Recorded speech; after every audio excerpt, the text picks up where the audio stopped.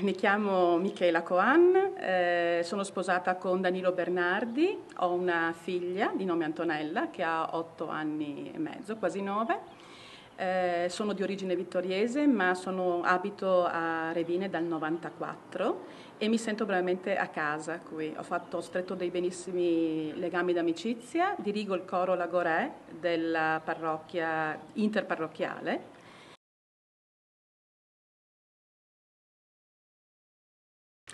Questo luogo è un luogo simbolo per Revine Lago. Io ci vengo sempre d'estate con mio marito perché a turno gli abitanti di Revine tengono aperto la domenica per poterlo far vedere ai visitatori. Tra l'altro dall'alto ha un bellissimo panorama, per cui amo molto questo posto. Diciamo che è un luogo anche che si vede passando dalla strada, quindi è visibile a tutti e anzi è un modo anche per pubblicizzarlo perché dentro c'è un appartamento in cui viveva Monsignor Cumano che ha fatto erigere questo santuario.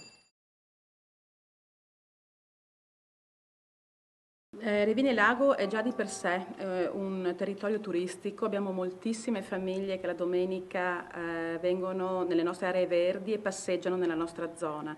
Quello che manca sono un po' le strutture ricettive, abbiamo una struttura di primissimo piano, di primo ordine, va aumentata la gamma, quindi bed and breakfast, affittacamere, ma anche penso a locali, non abbiamo un locale aperto la sera, la domenica ad esempio, quindi, e poi vicino al Livelet anche mancano dei ristori, quindi c'è molto da fare in questo senso, ma penso anche all'artigianato che può essere di richiamo per le persone diciamo, che vengono a visitarci. Abbiamo anche delle manifestazioni di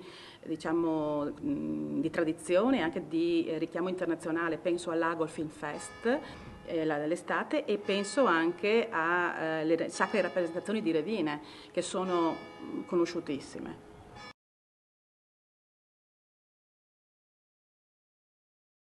Beh, basta guardare dall'alto, qui vediamo un ambiente meraviglioso. Ci sono dei segni purtroppo, diciamo che risalgono ancora agli anni 70, direi, no? Di una urbanizzazione fatta senza molto, senza razionalità. Però direi che ormai il suolo è abbastanza occupato, quindi quello che va valorizzato è tutta la parte storica che è meravigliosa, che è particolare e che richiede però un grosso investimento. Allora, in questo senso per quanto riguarda i centri storici. Per quanto riguarda poi il resto dell'ambiente abbiamo i laghi, che sono il patrimonio più importante, quello che caratterizza proprio questo luogo, e lì abbiamo già un parco dei laghi che ha delle convenzioni col Comune di Tarzo che vanno attivate. Il nostro intento è quello di attingere ai fondi europei per poter appunto sviluppare un parco completo.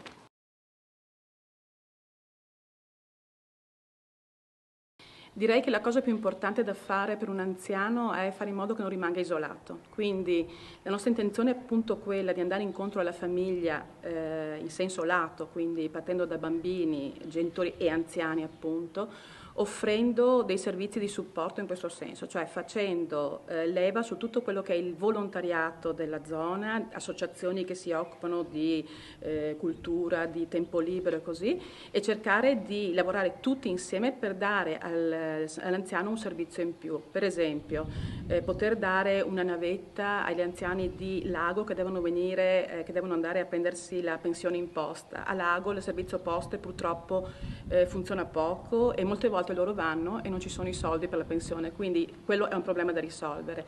La sala anziani è piccola e anche abbastanza diciamo buia, bisogna trovare un altro posto.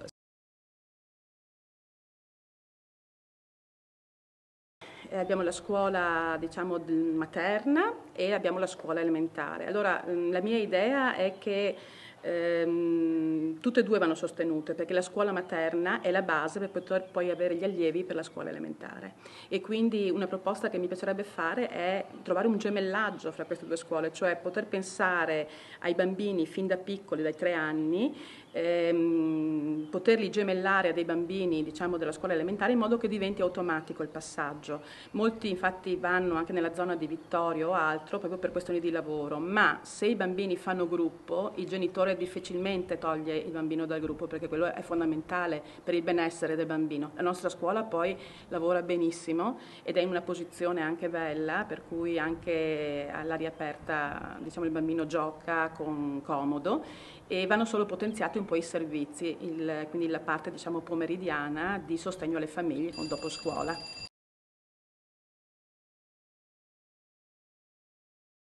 L'isolamento è un po' quello che viviamo in questi anni. Allora, la nostra idea è quella di aprirci il più possibile ai comuni limitrofi, anche perché il nostro territorio va pensato in grande. Vallato, Valsana, che si voglia dire, è un territorio che parte da Revine, comprende Tarzo, ma si allunga fino a Follina, e quindi in questo senso dobbiamo lavorare. Già ci sono delle convenzioni in atto con i comuni vicini, vanno potenziate, e una delle cose che stiamo prendendo in esame è anche la fusione con Tarzo. È naturalmente una delle proposte che verrà vagliata e naturalmente per le quali ci sarebbe un referendum in ogni caso.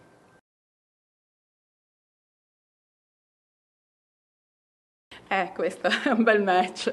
Allora, soldi non ce ne sono molti, e anzi non ce ne sono proprio. Per questo nel nostro programma abbiamo proprio puntato a fare in modo che tutta la parte di volontariato, e ce n'è molta, di associazionismo, possa essere messa insieme, a lavorare in sinergia, in modo che si formi un tessuto sociale solidale che può coprire quelle che sono, diciamo, le disfunzioni del servizio pubblico. E io credo molto a questa cosa, e uno dei miei obiettivi principali, mio e del mio gruppo naturalmente, è proprio fare di tutto per aggregare le persone. Aggregare quindi vuol dire stare insieme, stare meglio, evitare solitudini, depressioni ed altro. E quindi l'unione fa la forza.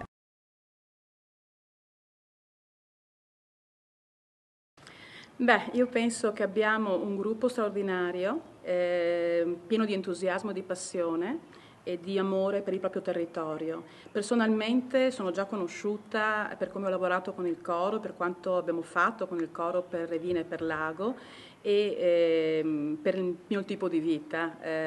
Sull'onestà di tutti i componenti del gruppo non c'è dubbio, e anche sulla mia.